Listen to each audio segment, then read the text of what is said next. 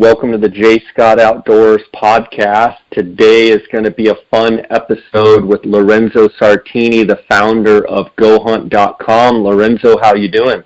Doing really good. How are you? I've been well. It's been a while since I've had you on the podcast. GoHunt is just growing. The insider's growing. GoHunt.com's just growing, and it's been a little bit hard to corral you as busy as you are. Tell us what's going on with GoHunt. Yeah, I was actually just thinking about how long it's been. But yeah, there's been a lot going on with GoHunt, both growing internally, hiring new people, and also growing the product.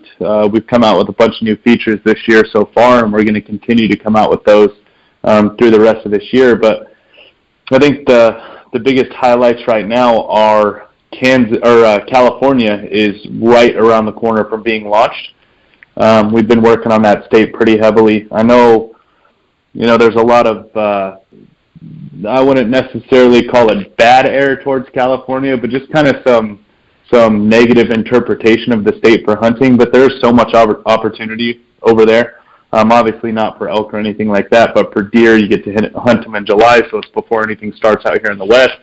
So it's a pretty big state for us, and it's our biggest it's our biggest state of usership for the site, so we wanted to get back to those residents and get their state up and going. So that's here in the next couple days. We'll have that going live, and I actually just got out of a meeting putting together our roadmap for the rest of the year. So that was a very long meeting, to say the least. So basically this time of year right now with application season, we try to get all of our stuff done as far as enhancements go to GoHunt before January 1st, so it's ready to go for the application season, because obviously that's what our brand and our product does the most for a hunter, is help them during the application process right now. So we just finalized that roadmap, and I think one of the things we can talk about is a hunter dashboard. So basically a digitized version of what every hunter has written down on a piece of paper as far as the state they're applying in, how many points they have for each species, so on and so forth, of overall strategy of how they want to bounce each state off of each other. So that was pretty exciting to talk about today, and I can't wait to get that going live. But so in other words, the dashboard is going to be like an Excel spreadsheet, or like you said, people have it on a napkin. But basically, will it keep track of all your western states, all the points you have, and then as you apply, will you have to manually add up your numbers, or will it add them up for you, or how's that going? So we're working on the inner logistics of it, so I can't quite answer that right now. We're just kind of putting together the very first templates of what it's going to look like, and then we'll start to work on the back-end capability.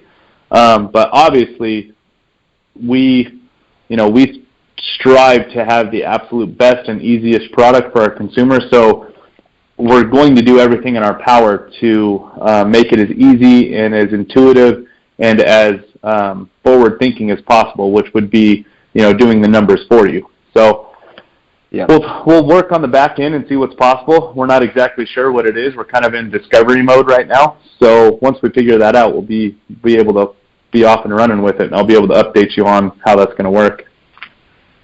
Lorenzo, for the listeners out there that maybe are new to the podcast and maybe new to GoHunt.com, I'd like to say a few things. You've been the title sponsor of my podcast basically since inception. I think it was about the 5th episode when you guys jumped on to be the title sponsor.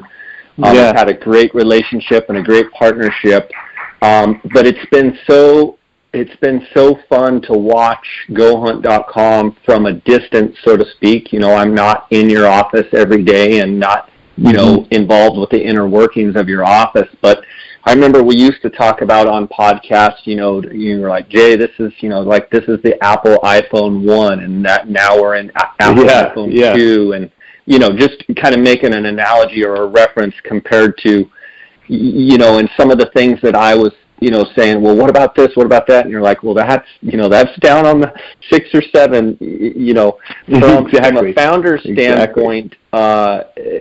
from a founder standpoint, where is GoHunt.com right now, and has that already far exceeded your expectations, or do you have all kinds of stuff in your mind and up your sleeve that you want to see GoHunt, accomplish? Yeah. It's kind of a long question, but back up for a second. If any of the new listeners don't know about GoHunt.com, talk a little bit about the inception, your idea as a founder, what you wanted to see out of GoHunt.com and the Insider, and kind of tell them about what it's all about.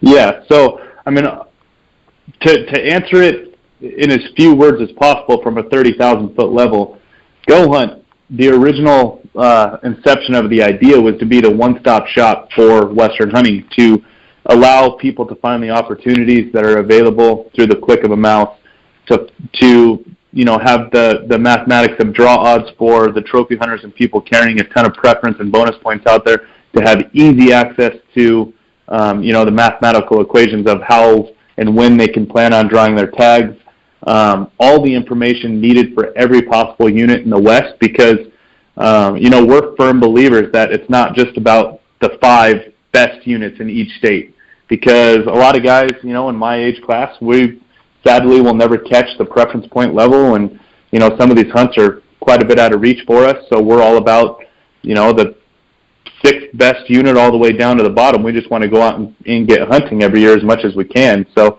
we were all about spreading the word of how much opportunity is really out there, and we wanted to put it in one place so the user could find the hunt that specifically matches what they're looking for. So on a 30,000-foot level, we want to be the one-stop shop for a Western hunter to get any question that they would have in their mind answered by using our site.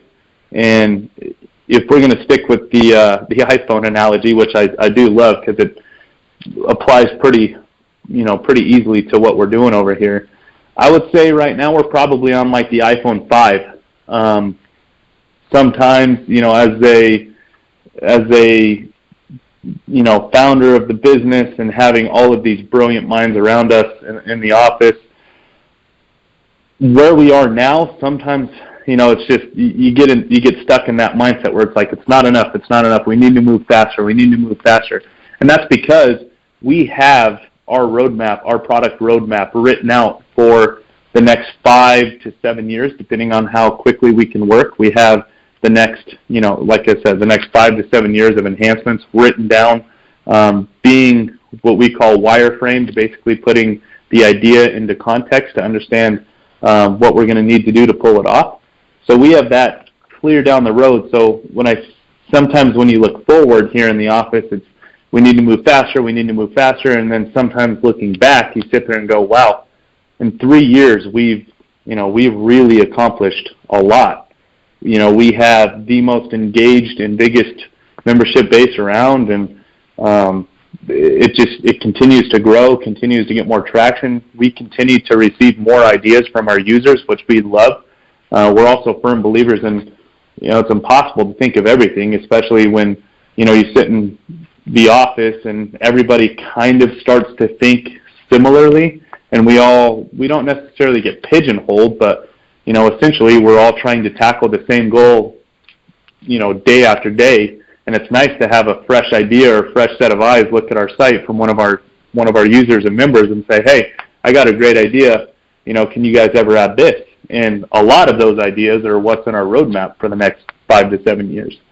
So I would say, looking back, it's pretty awesome to see what we've accomplished and how quickly we've done it and how we've changed this research industry of Western hunting, which is obviously the most important part of Western hunting, because if you don't do the research and you don't understand the opportunities in the States, you're not going to be hunting in the fall.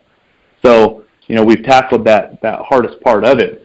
And looking forward, it's, you always want what you don't have. So I want to keep adding these enhancements and these add-ons as quickly as we possibly can. So it's kind of a balancing act really for us in the office, kind of that look back, look forward scenario. So depending on what mood we're in, we're either very fired up to move even faster, or sometimes we take a breath and celebrate the small things that we've done so far. So all in all, Go Hunt is continuing to be, that leading edge of the one-stop shop. There's a lot of ways you could say that we're not the one-stop shop yet. There's a lot of ways to say that we are.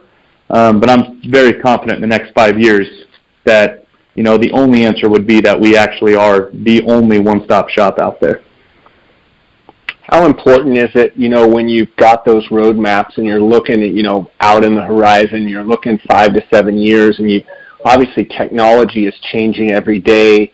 The computer, the mobile device, the iPads, the cellular phone goes, all digital, and it's basically in everybody's pocket at all times. Mm-hmm. How important is it to also be adaptable as technology and different things change? Because 3 years ago, we're in a completely different technological age than we were even 3 years ago, not to mention 10 years ago.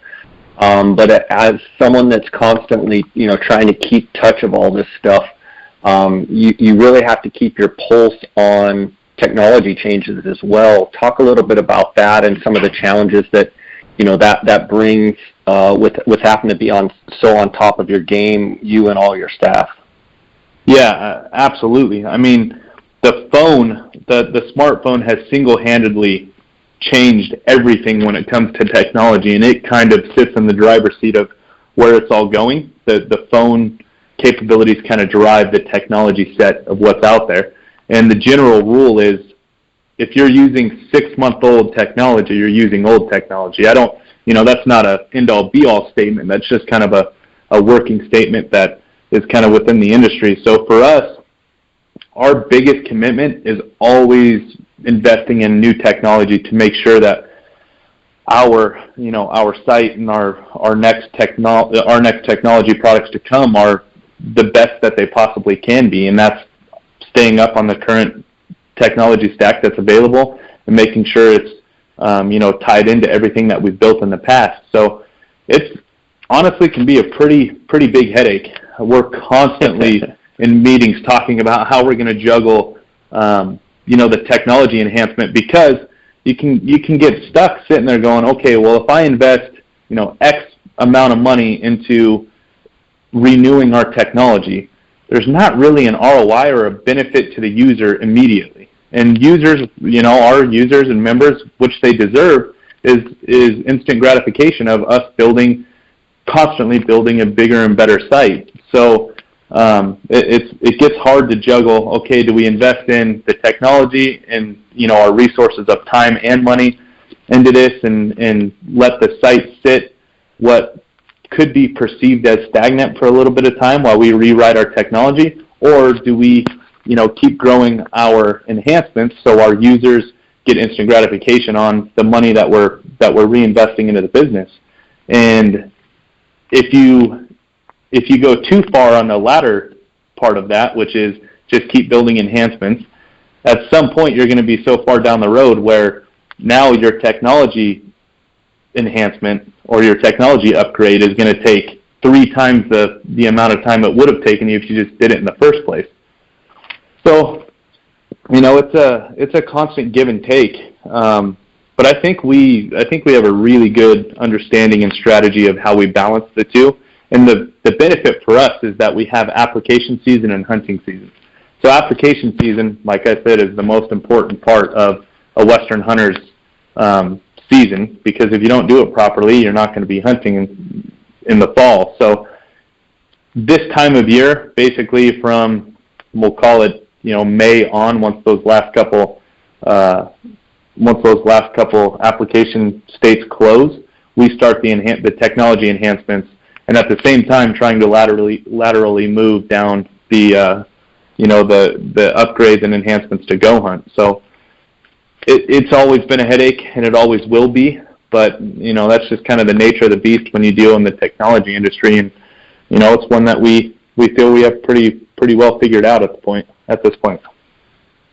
For sure, and I know you do. One of the things that I just shake my head at sometimes and just almost laugh, because I know as someone that's trying to keep everything moving forward and what have you, is you got some serious hunting nuts on your staff that you work with, and guys that work for you and with you.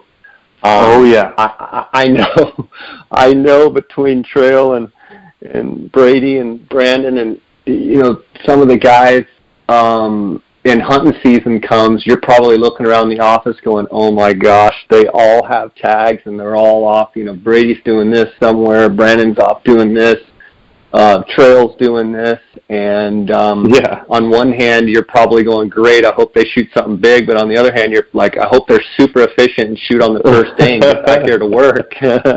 What's it like to have absolutely some seriously talented, you know, hunters that are an integral part of your business?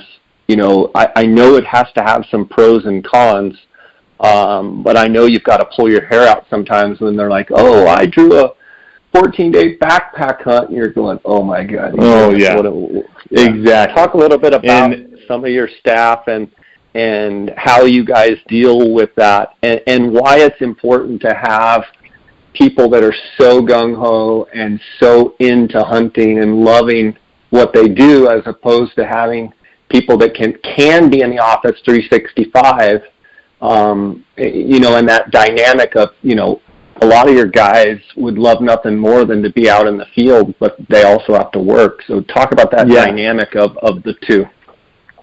So one thing that Chris Porter and I, who helped me staff this business, one thing we're extremely proud of is the fact that we have built a company that is half hunters, very, very passionate hunters, and very smart, high-end technology gurus, basically. And what's come out of it with the right hires is that the hunters have began to respect and catch on to this technology world and being able to apply their hunting knowledge to the technology. And the technology people on our team have looked at the hunting side and really respected the lifestyle of it, and that it's not just a hobby or not just a passerby thing, but it's a true lifestyle. And they begin to kind of ingrain themselves in that same lifestyle. So now they're able to take their technology mindset and apply it to the hunting world. So it's become this really interesting team culture that we have in our office, where these hunters are thinking slightly like technology people, and these technology people are thinking slightly like hunters, and it makes for some pretty incredible pretty incredible product enhancements and product ideas, because they both respect each other and think slightly the same, so they're able to talk the same language. And it's been awesome to see. Chris is much more on the side of we gotta work and nobody goes hunting and all that stuff, so he gets the reputation of it. He plays the bad guy. Yeah, it's not necessarily that he doesn't want anybody to go hunting. It's just he stays very focused on the operations of the business. He's from the technology side of the world, and he understands the amount of work that has to go into, finishing the technology aspects of it, because there has to be a foundation in order for the tech to work. So he's all about that, and I'm all about the hunting side. I'm always dragging, Trail and Brandon and Brady on hunts if they can go with me, and we're always talking about hunting. And I always get yelled at because I'm usually trying to talk to people about all their hunting escapades and what they want to do. So at the end of the day, though, what's really special about having guys like Brady and Trail and Brandon is that they are so passionate, like intimately passionate with hunting, and not just elk hunting in their home state or not just deer hunting in their home state, but they're so passionate about getting outside of their home state and hunting all of these new places and areas, new species, and they're kind of gluttons for new hunting knowledge. So they're always out there trying to better themselves as a hunter, better their understanding of these other states and the opportunities that are out there. So they, that passion along with their work ethic is what makes it very special for what we get done here in the office, because when they're out there hunting, they always come back with a new idea about, hey, we should change this on the unit profile because, what I experienced is pretty different. I think it should be noted. Or, I think we need to do, something else differently, whether it's in the draws, because they figured out something in the application process when they were trying to figure out a new state, a way that we could mathematically make it a lot more consistent with what the real odds are. So, that passion that they have and the work ethic, and technology is the greatest industry, in my opinion, ever, because no matter where we are, we can all work as long as there's Wi-Fi. Brady might not like that because he can't backpack hunt as much, but like we tell him, he gets 1 to 2 backpack hunts a year, and we'll give him that. That's just kind of something we have to suck up and let him do. The rest of them, he can hunt whenever he wants. He just has to have Wi-Fi so he can work in the morning and at night. And it's it makes it a nice marrying of hunting and working at the same time, because they can just hop back to the hotel or motel, wherever they're staying in, get some work done, and then head back out for the hunts. So honestly, though, I do think that's what drives our creativity, though, as well, is that these guys are able to get out hunting as much as they do, but they also know that they can never truly leave work, so it never skips their mind. They have a good idea while they're on the mountain. That night they're back in the office or back in their hotel room putting it together on pen and paper so we can get working on it.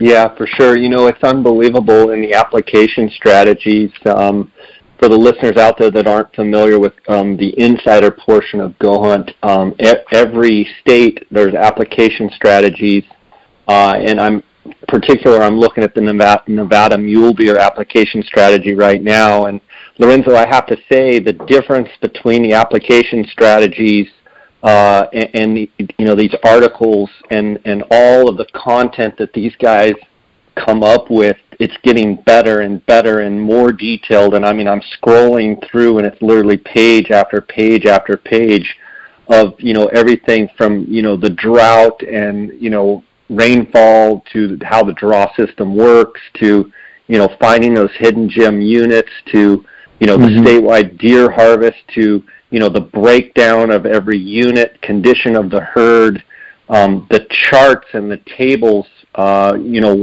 One particular chart here is looking at the Nevada statewide mule deer population estimate, and it's crazy to me to see in 1989 it looks like that there were over 230,000 mule deer, and now it looks like in 2017 we're 92,000 animals. But just the detail of these bar graphs and charts and stuff is incredible. And so from a user, from an insider member myself, what I've seen over the last couple of years and how much better it's gotten, it's truly amazing. And hats off to you and your staff for doing such a good job with that. And then even small details like some of these map of Nevada's top producing Boone and Crockett mule deer counties of all time. You can zoom in and out on the counties. Just some of the features. It just seems like you guys keep refining, and it keeps getting better and better. One of the things I talk about on the podcast a lot is, when you're applying for all these different states, the thing that's interesting, it's always changing, whether it be tag allocations or, a drought in a certain part of a state or maybe an excess of tags, or maybe they're pulling tags back, or they're changing the way the draws work in a certain state, or bonus point systems. And so, it really takes guys and a team to stay on top of all of that stuff. And you guys have, you just keep getting better and better. My question is this: how much of it is you literally cracking the whip saying, guys, this is what I want, and how much of it is letting some of your staff that are diehard, hunters like yourself, run with some of their creativity and imagination? I mean, how much comes from your, top down, and how much of it comes from, say, it's kind of a bad term, but bottom up, where, I'm just curious, that dynamic of everything getting better. Yeah, honestly, people might think I'm lying or joking, but I would say it's 95%, from the bottom up, because they are the true passionate ones that stay super focused on hunting specifically. And, obviously it's my biggest passion in life as well, and it's my absolute lifestyle. Everything I do, every decision I make revolves around how does it better my hunting situation. So I'm very passionate as well, but I see it more that Chris and I's minds and personalities are much better suited paying attention to the business itself and running the business properly, making sure, obviously it's boring to talk about, but making sure expenses are in line, making sure our efficiencies are in line, making sure everything is adding up to where we can move on to our next enhancement. So that the bottom up for us is, these guys in the office, they live, sleep, and breathe hunting, and they're able to think about it in a different way from Chris and I, because Chris and I have to, balance budgets and make sure the roadmap looks correct, while they get to creatively think about, okay, what's the next idea? And if they bring it to us and it's, hey, that's going to throw off, our roadmap for the next little bit. Can you prove out that, what's your idea, what you're saying right now is better for us to do in the long run than what we're doing currently? And if they prove it, then we pivot and go with the new idea. So, I don't want to sound like, the greatest work environment ever, because it definitely there's pushback, and there's definitely some overriding when it comes to, no, we can't do that, just doesn't work. That essentially the gatekeeper of what gets done. But these guys really they do run with ideas all the time. All the time they run with them. And, that's what I love to see, because, like I said, they're the ones that live, eat, and breathe hunting, to the level that I live, eat, and breathe running the business. So it's, I think it makes for a very, very good marriage between the two. Not to keep using that word, but I mean, really that's what it is when it comes down to what's within the walls of Go Hunt and what hunting is to most people's lives. They got to marry the activity of hunting with their personal commitments, whether it's family and friends and work. It's a constant dance between the two to make sure that you're giving them all that you can on both sides, For sure. For sure. So, Lorenzo, the Go Hunt Insider, one of the, things that you guys really hang your hat on is your draw odds, and the most accurate draw odds in the western states. Talk to maybe some of the listeners that are hearing about Go Hunt, say, for the first time, or they've been hearing about it, but they just, they don't quite, they haven't quite taken the leap of faith to join and become an insider member. Talk to the listeners about how important it is for you as a company to have the most accurate draw odds, and while some maybe competitors, or so to speak, talk about draw odds, how Go Hunt strives to actually have the most accurate draw odds. Yeah. So what was the current trend of the industry before we started, doing what we consider draw odds? Everybody else, we, basically named what they were doing as simple odds. They were taking, the overall application, however many applications there were, and the overall tag numbers, and, dividing out what your chances were of drawing a tag. And it's not that nobody was doing a good job. It's just that there was so much work to be done in between simple odds and what true odds were. And these application strategies of bouncing the states off of each other of, when can I say that I'm going to draw my elk tag in Utah? And when can I say I'm going to draw my elk tag in Nevada or Arizona? And you can start to build these strategies out to make sure that, you're only drawing your Nevada tag when you want that tag, and your Arizona tag when you want that tag, and your Utah tag when you want it, and they're not overlapping. Well, you couldn't do that with simple odds, because you couldn't really build out, okay, what's point creep going to mean for me if I'm behind the preference point level? Point creep basically meaning if you're in a preference point state and,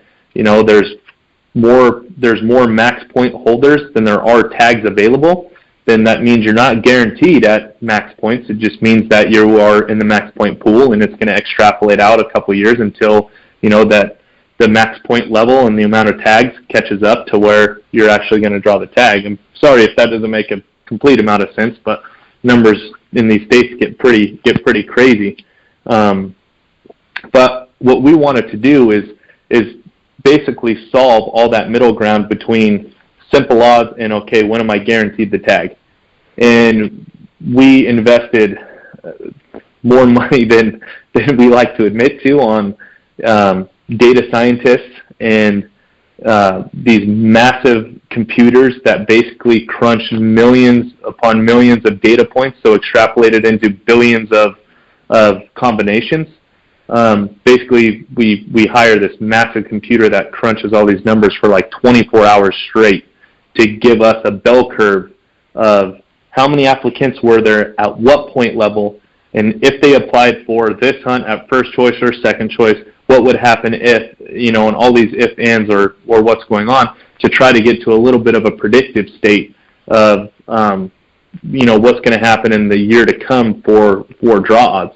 So, how we did that was worked with the states to get very detailed draw statistics on how many applicants were there, how many different point level holders were there, how many at what point level applied for each specific tag, were the tag quotas going up or down, whatever it was. We were working with these states to get all these very detailed numbers. But then we had to hire a data scientist to basically say, okay, well, how does the state run their math model? What is it? Take Nevada, for example. We're a bonus point squared system. So if you have 3 points, they squared the 3 points, so really you have 9 points. And if you have 9 points, you go into a random number generator, and the random number generator is going to give you 9 different numbers, and they're going to take the lowest of the 9 numbers. That's what they're going to take into the draw for you at that specific species level. Well, then you go into states like Utah, who has a preference level, where if you hit a certain number of preference points, you are at the max point level or guaranteed the tag if there's enough of a tag quota for that species as there are max point holders.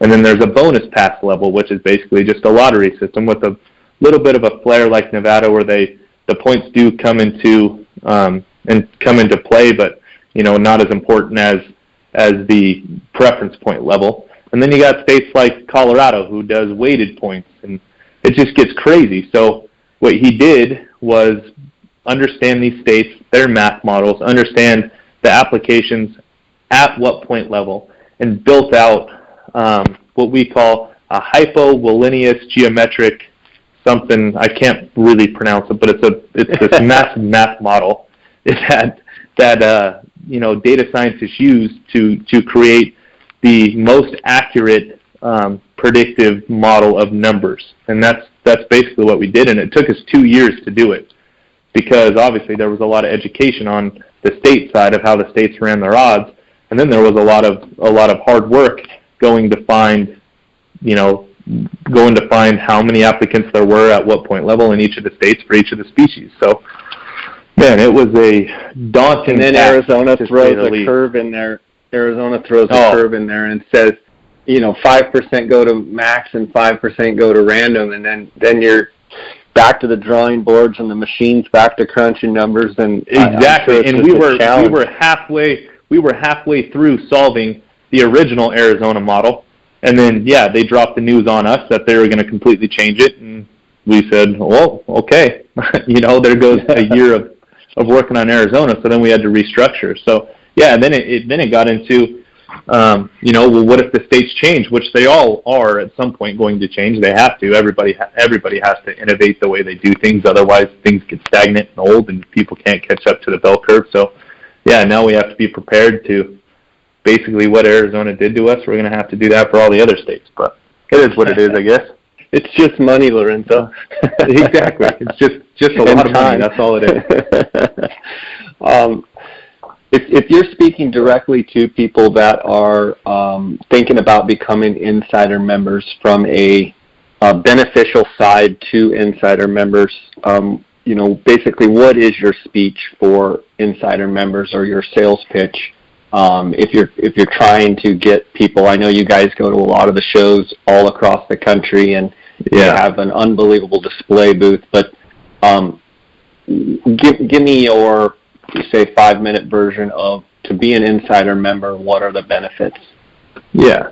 So I'm going to sound extremely biased, obviously, but what we say is if you're a Western hunter, the Go Hunt Insider it's something you have to have, because these states are so confusing and they're so inconsistent with each other. It's impossible to know or stay read up on how these states run their hunting systems and what the opportunities are in each one of these states.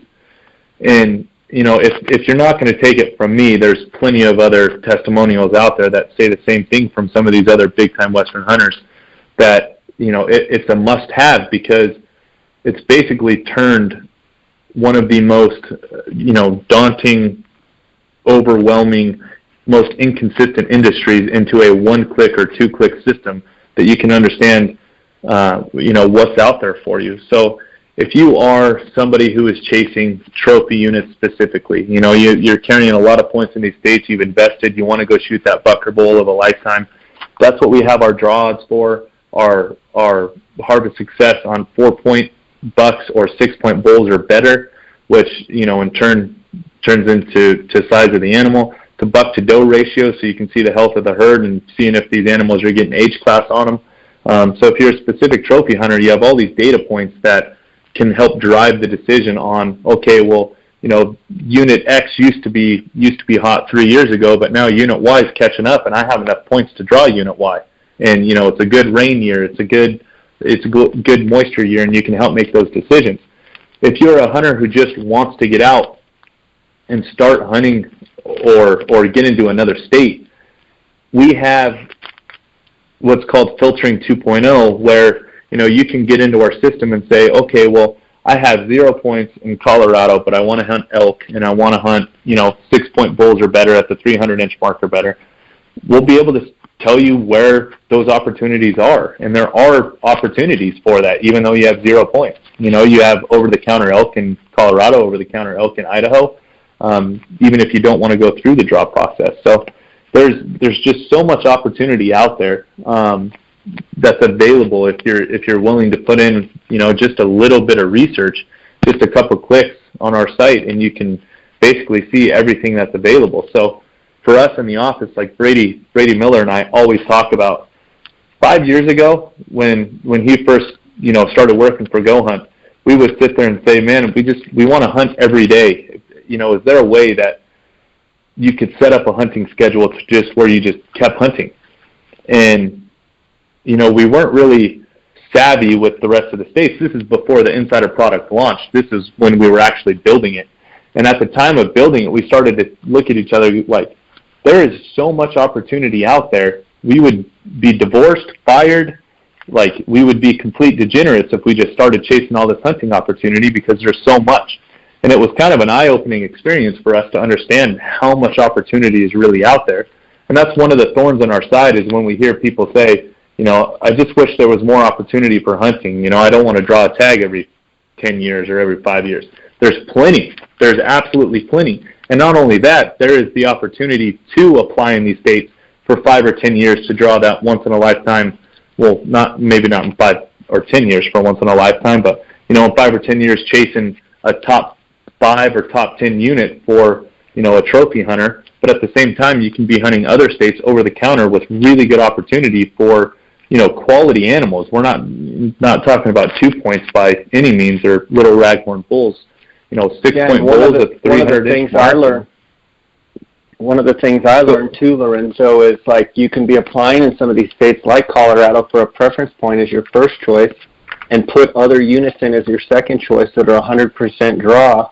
You get to keep your preference points building, and you still get to go hunting on either a deer or an elk tag in a unit.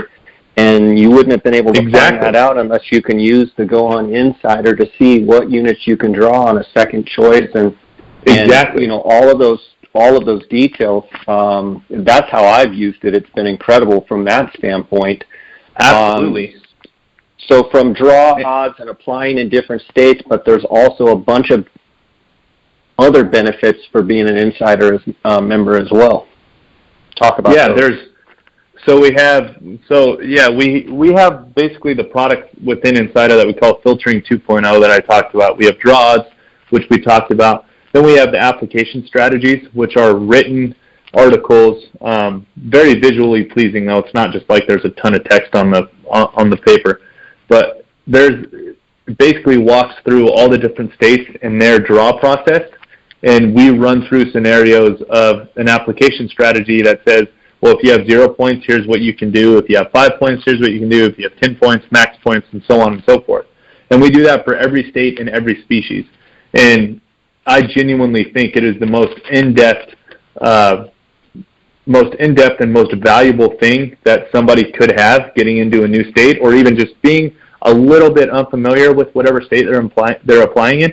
I think it's the best value out there for the application season.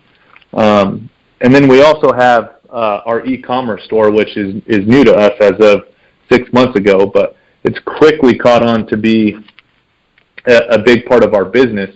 But part of our Insider business is, the overall value that we want to give to our consumer. So we want to make sure that we're constantly giving back to our members as much as we possibly can. And with us in our e-commerce store, whatever our insiders spend with us, we actually give them store credit in return as part of the value. So it comes off of whatever the product is. We basically are reinvesting some of what we made off of the sale back into the consumer who purchased it. And how that happened is MAP pricing, minimum advertised price, is very heavily enforced in the hunting world. And, I have to advertise my price for the same price as Cabela's and everyone else. But I don't have a big box store that I need to pay for, and I have members that, have believed in our product and have used it. So we wanted to give back to them. So what we did was, okay, well, minimum advertised price is, X amount. When they check out for the X amount, we'll turn around and give them Y amount back in their cart as store credit. And, it basically gets the best gear in our consumers' hands for the best price.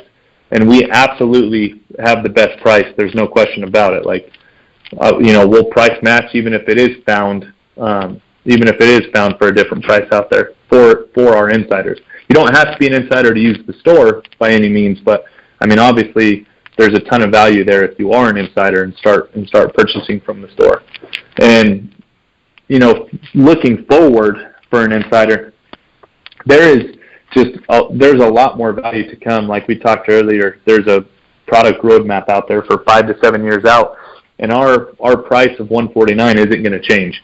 Like it's basically that Amazon Prime model, which is in 90% of the U.S. households now, but it's $99 a year, free shipping, all of these things. For us, it's that same mindset where that $149, we'll keep adding things just like Amazon Prime did when they added movies and music and all these things. We'll continue to add new product enhancements, the Hunter dashboard, other technology advancements to come down the road, more states, more mapping features, things like that, and the price will be the same. So, it's kind of it's a value add, really. So whether a consumer thinks that, when we add something, the price is going up and they feel like they're going to get taken advantage of, that's not the way we believe consumers should be taken care of these days. So, we're constantly focused on adding more and more value to our consumer, whatever way possible, whether that be, getting gear in their hands or giving them more technology at their fingertips to give them a better idea of what's out there in front of them. Lorenzo, I want to take just a second and go over the Go Hunt Gear Shop and talk about, so just for an example, so the listeners can understand it, I'm scrolling through, there's a camping section, there's a bunch of backcountry looking gear, and you've got, let's say like a Big Agnes Q-Core SLX sleeping pad, and, it says from $159, but then it has 17 points. So for that exact example, if the insider member were to buy that Big Agnes Q-Core, they're going to get 17 points back. Is that 17 points somewhat equivalent to $17? It is absolutely equivalent to dollars. So, okay, not to get have to hire an attorney or anything, but we called them points instead of dollars for the map pricing reasons. But they are 1-to-1 conversion to a dollar. So that point amount is dollar amount in store credit.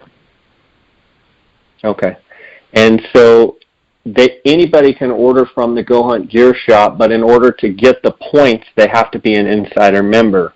But in essence, yes, correct. This is stuff that hunters are buying anyway, and in return, they can get point credits back to either have a value add to an additional product that they're going to buy. So over the course of the year, it would be one thing if the gear is not stuff that they ever buy. It's just for lack of a better term, it's just a bunch of crap that they're never going to buy.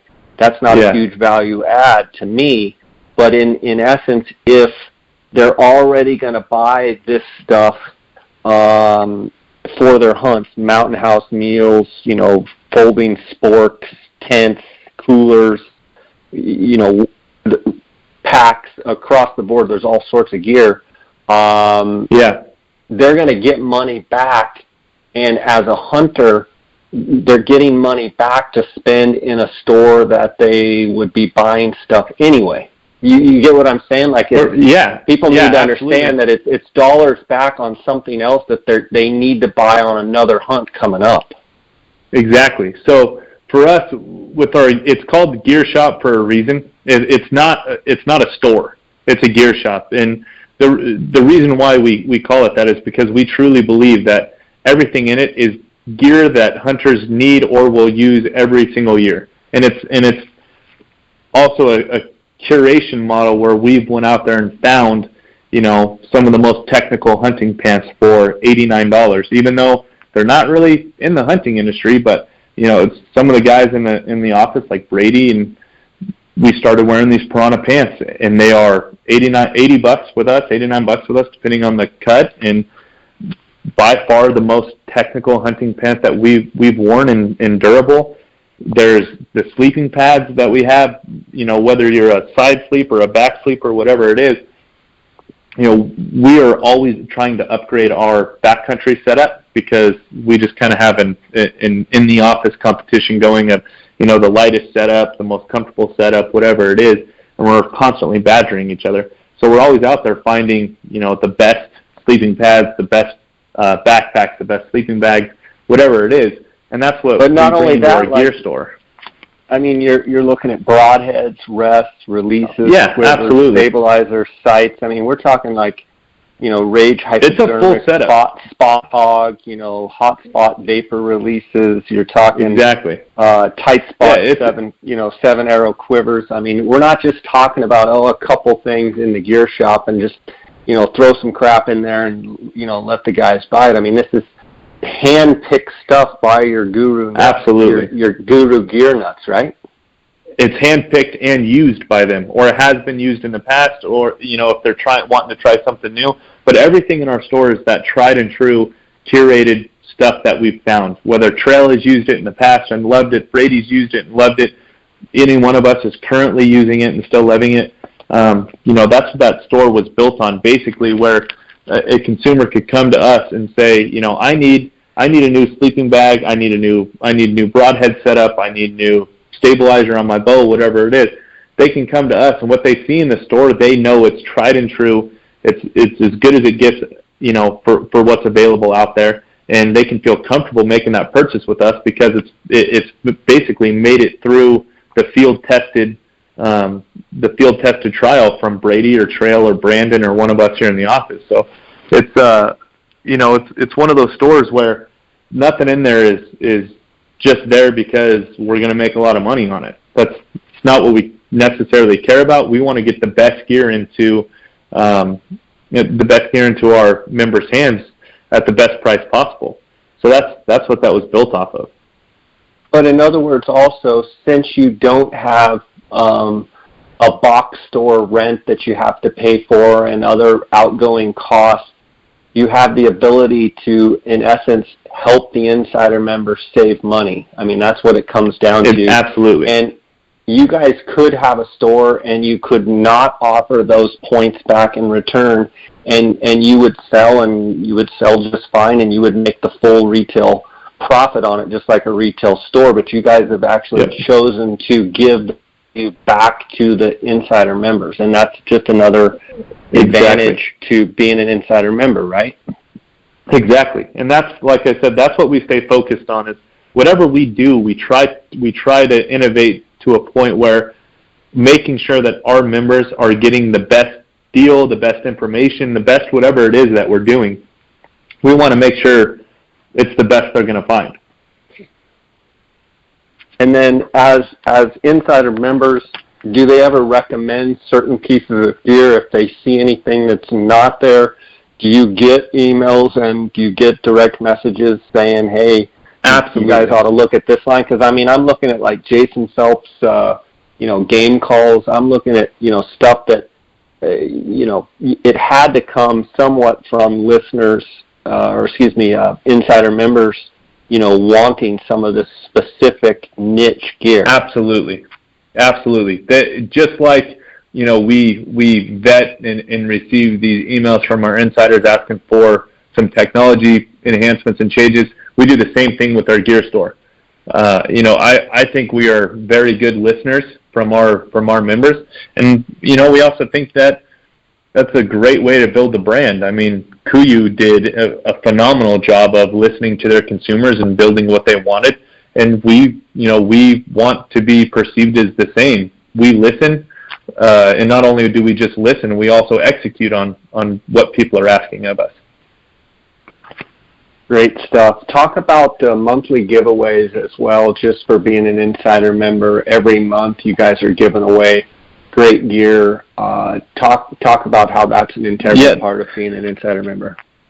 That's really grown, honestly, and the reason why that's grown is because it allows us, again, to add value to get the best gear into our insiders' hands. And with our store doing as well as it is, and having, getting our hands on, the gear that we can get our hands on, and all the deals that we have in place with these manufacturers, whatever it is, we started this business with the giveaways in mind, just because everybody loves free stuff. I mean, I don't know a single person who doesn't. And it comes from my original background, which is the casino and gaming background, where every month there's giveaways, whether it be, that industry is obviously very different, whether it be TVs or iPads or, tickets to the hockey games, whatever it is.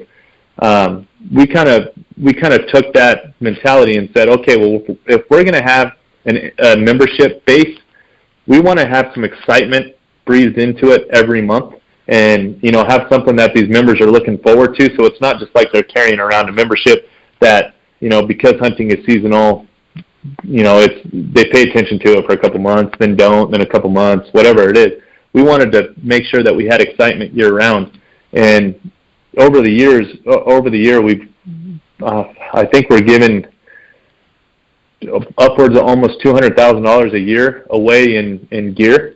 And, that goes from everything from spotting scopes to guns.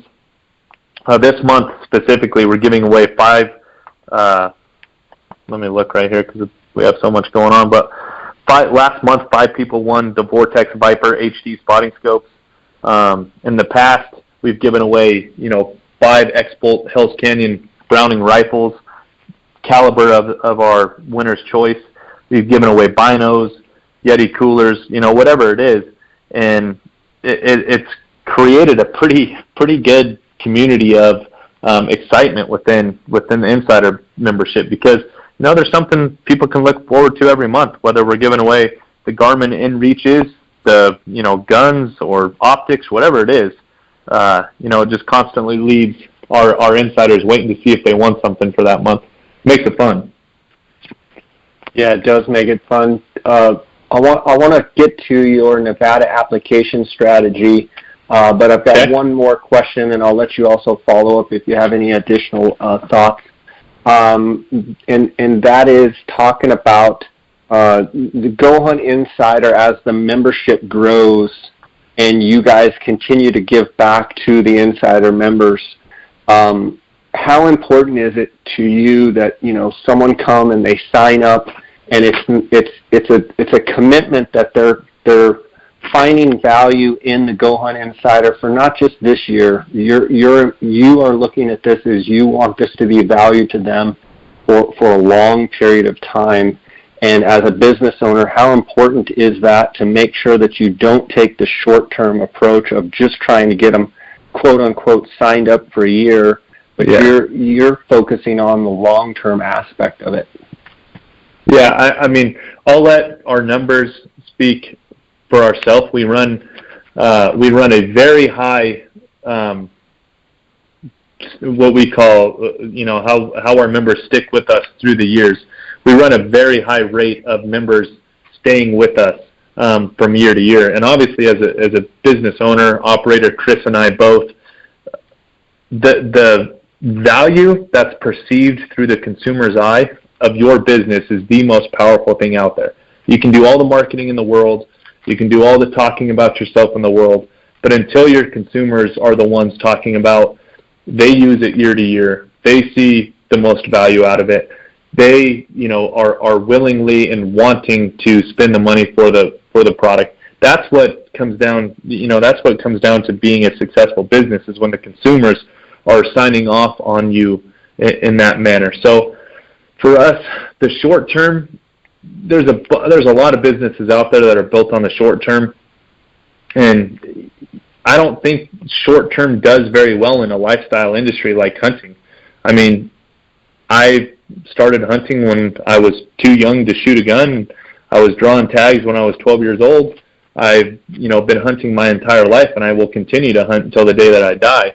So it's a lifestyle industry where these Insider members, they're planning on hunting with their kids and their kids' kids for the rest of their life. So for us as a business, not focusing on the short term, but instead focusing on the long term, i.e. investing in our technology and making sure that we're always up to date with it, investing in people, that are gracious enough to work for, that I'm gracious enough to work for Go Hunt. And, it keeps this motor going where 50 years from now, I know it sounds like a long time, but I mean, honestly, I would perceive us to still be in the driver's seat of the Western hunting research and product, portion of it, because I firmly believe that we're going to stay committed to, technology advancements and product advancements and, staying involved with the changing ecosystem of hunting, whether the state's changing their application systems or, whatever comes along with it. But the most important thing for us as a business is, no question, hands down, making sure that we are staying on the front line of that changing world of the technology, the changing world of the hunting, the changing world of the states and the species that they offer, and whatever it is. So I'm confident that our members also feel and see that, with our updates and with what we bring to the table. I'm very confident they see that from us. For sure. Before we get into your application strategy for Nevada, I just wanted to give you a chance if you had any final thoughts talking about the business of GoHunt.com and GoHunt.com Insider.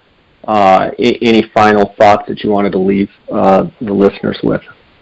I mean, just that, like I said, not to bore any of the listeners out there, because I know business can only be fun to talk about for so long.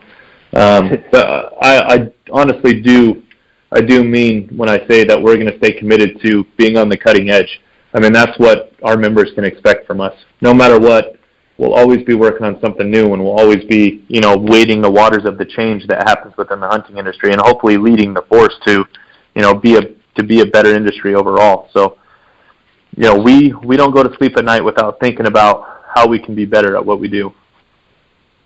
That's good stuff. I want to get into your application strategy for Nevada. Before we do that, I don't know if you and I had a chance to talk, but I actually had bought a Northwest Territories hunt with Arctic Red River in July for Dall sheep and was super stoked about that, and went ahead and applied in Alaska as I do for Dall sheep, and wouldn't you believe it, but my hunt with Northwest Territories with Arctic Red is in July, and I drew the Chugach Dall sheep tag with Kronberger, and so I've got two Dall. This is about a $50,000 summer for my wife's going. I thought we were buying a new car for me, and but I have two Dall sheep hunts. I've got one in the Northwest Territories and one in Alaska in the Chugach range, and so I'm going to go from someone that's guided a lot of desert bighorn sheep hunts and not having any personal sheep to my credit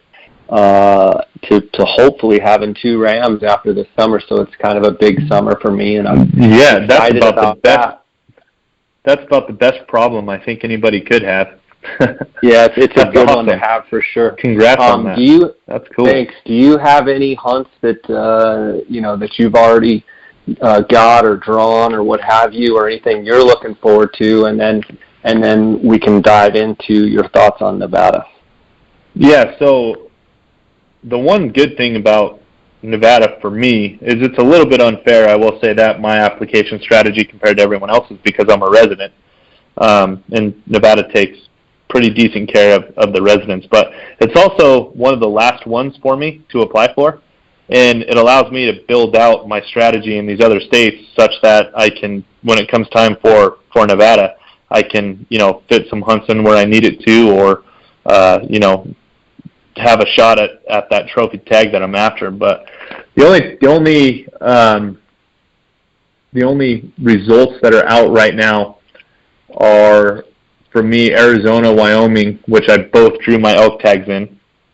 You did? I did. I'm going on a late elk hunt in Arizona, which I'm actually pretty damn excited for because I've hunted bulls a lot early, like early August, before during that pre-rut time. I've hunted them a lot during the rut on the over-the-counter tags in Colorado, but I'm pretty excited to hunt them in December. It's going to be.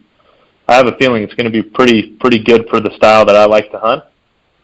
Real glassing. So I'm looking forward to that a lot. Yeah, exactly. That's awesome. Exactly. And then I drew a rut tag in Wyoming as well. We'll be going on a hunt out there with, actually, there's a group of us going out there, some of us in the Go Hunt office, and then the Born and Raised outdoor guys. I don't know if any of the listeners are familiar, but we'll be going on a hunt together out there. So that should be pretty fun. Awesome. In Wyoming too. And then other than that, so I'm waiting on these other states. Well, you're already starting it out good with two elk hunts. That's fantastic. I am. Let's talk a little bit about your Nevada strategy. Obviously, you point out that you're a resident. Talk about what you're eyeballing in Nevada and kind of how you play, the odds with your own personal agenda. So the one major thing about Nevada that I think is very important to note is that we have 5 choices on our application. And you only have to be pulled out of the barrel once. So essentially what that equates to is compounding odds. So if you pick something that you had 5% on, and then you pick your second choice at 10%, your third choice at 20%, fourth choice at 40%, fifth choice at 50%, it compounds. What are my chances of drawing one of those percentages? So your percent of drawing a tag is actually higher than what any of those percentages read prior to the draw. So for me, being a resident in Nevada, having the trophy quality that it has, it's always been my holdout trophy state, because one, the main reason is I always have a chance to draw a tag because Nevada is bonus point only, no preference point. So, yes, a guy with 26 points or whatever the max point is now, I think it's 25 or 26, is going to have a better chance than me, but I still have a chance.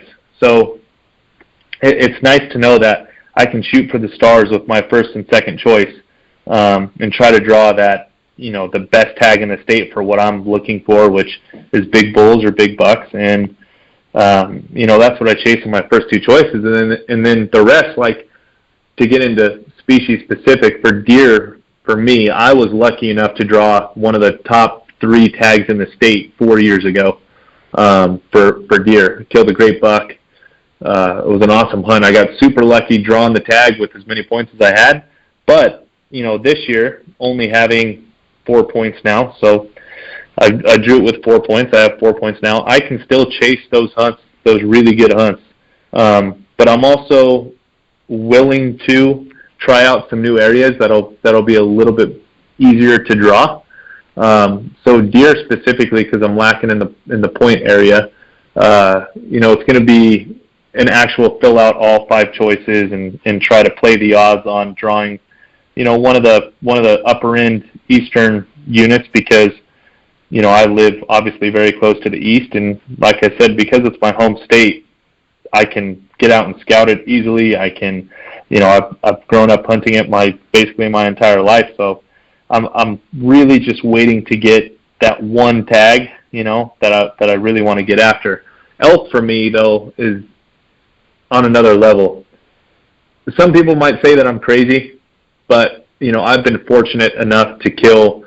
I just went on a hunt last year in New Mexico, wilderness hunt in the backcountry with Trail, who also works here in the Go Hunt office, and I killed an amazing bull. He's 350 plus with my bow in the rut. It was as good as it gets. So for me, elk in Nevada, I'm only going to fill out my top 3 choices and just leave it at that, because I genuinely just want to hunt those 3 units in Nevada for elk, because there's a good chance it's going to be my only chance. It's going to be my only time that I draw an elk tag in my home state, because by the time I'm, after the 10-year lockout period, if I harvest and I start earning points again, people are going to be way ahead of me in the point pool, and it's my chance right now to draw some of those very high-end bull elk hunts in the state of Nevada. So for me, I'm only going to fill out 3 choices on that, which I don't want to give anything away for free, but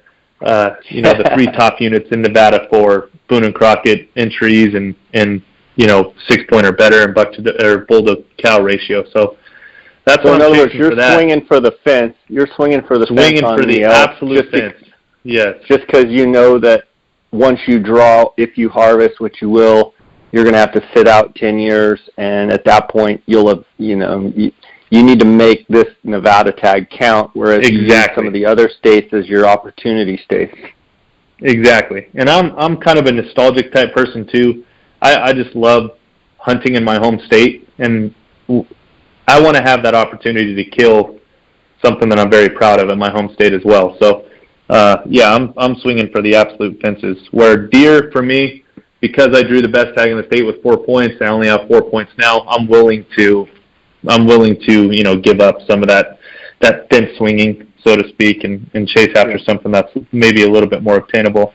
Antelope, I'm still in a lockout period. I killed a phenomenal buck 3 years ago, so I'm still in a lockout period there. And then sheep for me, I just want a sheep tag, so I literally go to our draw odds, pick out the best chances of drawing for me, and that's what I apply for. I just want a sheep tag. I mean, who doesn't want a sheep tag, Yeah, and how much of that, Lorenzo, you were fortunate in the draws in New Mexico and drew a desert big tag, so you've already killed. So how much of that now is your strategy of, I just want another tag? Quality isn't, high-end quality isn't as important as just getting a sheep tag. Yeah, I was very fortunate in harvesting a phenomenal ram. I went down there, I've never been to the unit before, brought one of my friends that I really had only talked to through Facebook and Instagram for a little bit. We went down there and killed a phenomenal ram, just us two. And yeah, it definitely plays into the back of my mind of, now that I have killed a great ram, I want to kill a ram in my home state. And you probably know better than anyone, but Nevada doesn't necessarily have a lot of giant sheep like some of these other states. Yes, it has. The high end in Nevada is amazing for sheep. It's incredible what they're killing out of the state now. But for the average ram to come out of the state, it's not anything crazy, because it's all the Nelson blood, the Nelsoni blood. Right. So for us, for me, for us in the state, I just want a sheep tag. I want to go kill a ram in my home state and, have it hanging over my desk, knowing exactly where I killed it. So it's, it's just kind of something, whether it be, I don't know, if I hadn't killed a ram in New Mexico, I would still be thinking the same way, just because I'm a realist when it comes to sheep, and I'm never going to turn down a tag no matter what it is, especially in a state that has as many sheep as Nevada does. So yeah, I'm swinging for the fences, even though I'm picking out the best draw odds, because the best draw odds are, going to be pretty hard to draw anyway. Still pretty rough. Yeah, exactly. So I'll be swinging for the fences there, I guess, too. Right on. I'm trying to think any other animals. Did you do any waterfowl hunting this spring? Not this spring. Yeah, I had a couple good hunts this year, really good hunts actually, and just outside of Seattle. But obviously not enough as far as I'm concerned. That's my other absolute passion is chasing waterfowl. So, if I have to pass up on that because I have some big game hunts, so be it. I'm very happy to do that. And last year I had quite a bit of hunts going through the fall, so I was only able to get out a couple times, but we definitely got after them when we had the chance. So I'm not complaining. One more question for you, and then I'll let you go. I know you're a busy guy. I've been enjoying the off season and some of the videos that you guys have been putting out on YouTube and such, kind of showing a little bit of the personality of your staff, and obviously some of the featured hunts are awesome as well. Talk about how, showing the real life, atmosphere and, creating a connection with your members and such, and the general public, why that's important. Yeah, I think it's important to allow consumers to understand, see, and get to know, the people that they're spending their money with, so they can trust them and also feel good about what they're supporting. Again, to go back to Kuyu, I think Kuyu did a phenomenal job of opening up the doors and showing what goes on inside the business, and we wanted to do much of the same and show people, not necessarily work-wise what goes on behind the door, because like I mentioned before, you can only talk about work so much until it just gets really boring. So for us, we're more focused on showing the personality of the business. We're all fun-loving here. We're all supportive of each other, supportive of the industry, supportive of anyone else out there that's trying to hunt, areas that we hunt and all those things. So for us, we wanted to really show that the personality of Go Hunt, and it's taken on the personalities from all of us, obviously. And I think what shows in those off-season videos is we respect each other very, very much, but we don't let anyone get away with anything. And that's a good work environment for us. And I think that's a good work environment for anyone, because if people are confident that they can be themselves, and be creative and be free with what they're thinking, but at the same time know that they can't just spit some manure out the side and think it's going to pass. I think it creates for that healthy personality, and that's what we wanted to show with the off season, is allow people to see the personality of the business, allow people to see that, we take this very seriously. All of us, all we care about is hunting.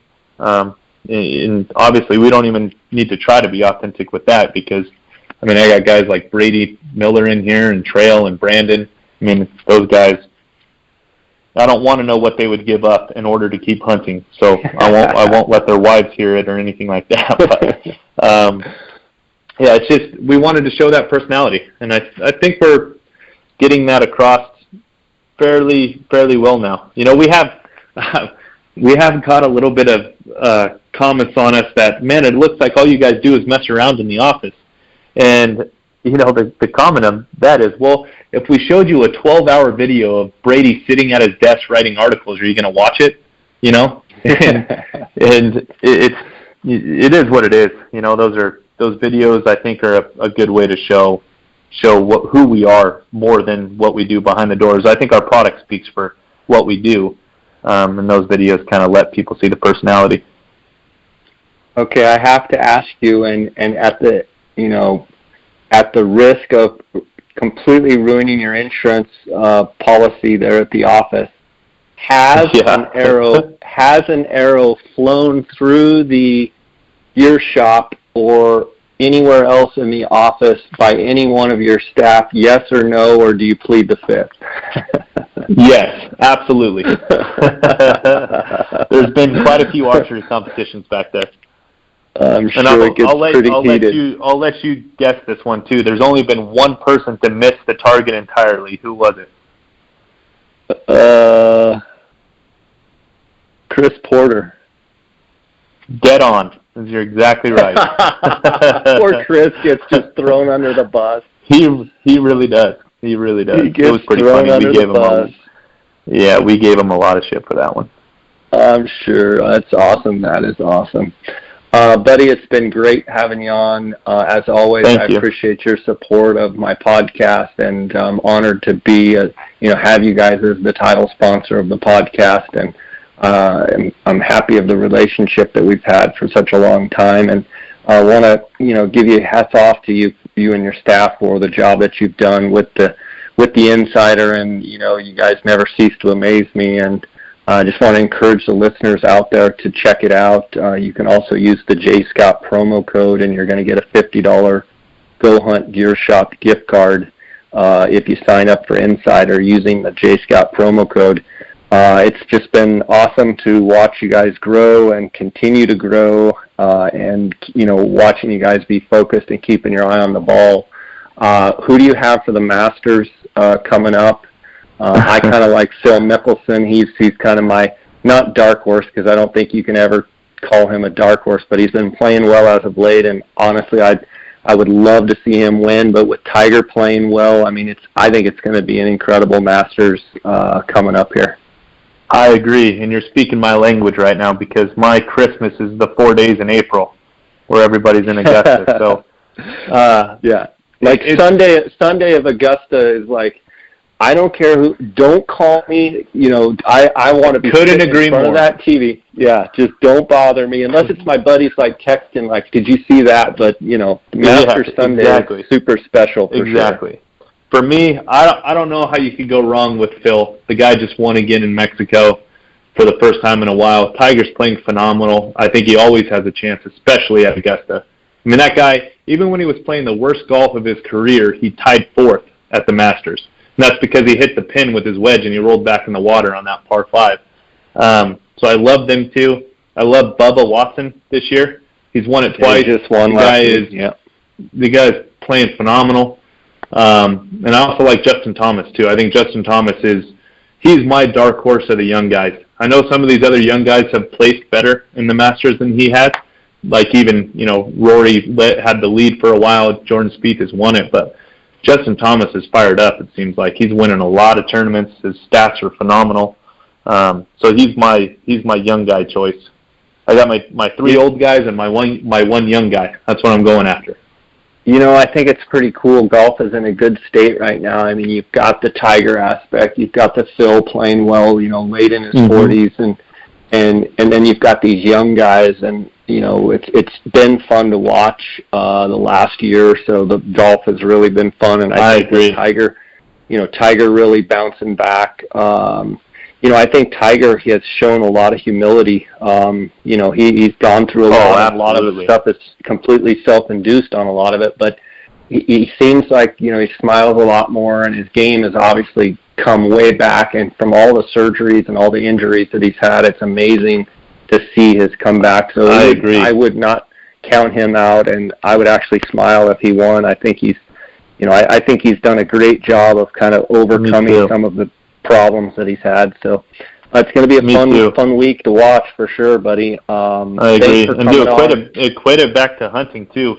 I think golf and archery, the further I've gotten addicted to archery, the more and more I've gotten obsessed with golf. There have a lot of consistencies between the two. So if there's any archers that are listening, golf is a great sport to pick up. There's a lot of takeaways between the two that you can draw from. Yeah, I mean, you've got that mix of technical and that mix of, physical ability, and, some guys are heavily weighted on one side or the other, and then there's guys that are even kill with both aspects, and, exactly. it's a very similar situation. So, Exactly. Lorenzo, thanks for your time, and appreciate having you on here. Thank you. I appreciate it. All right, buddy. God bless till I see you next time. You too. Thank you.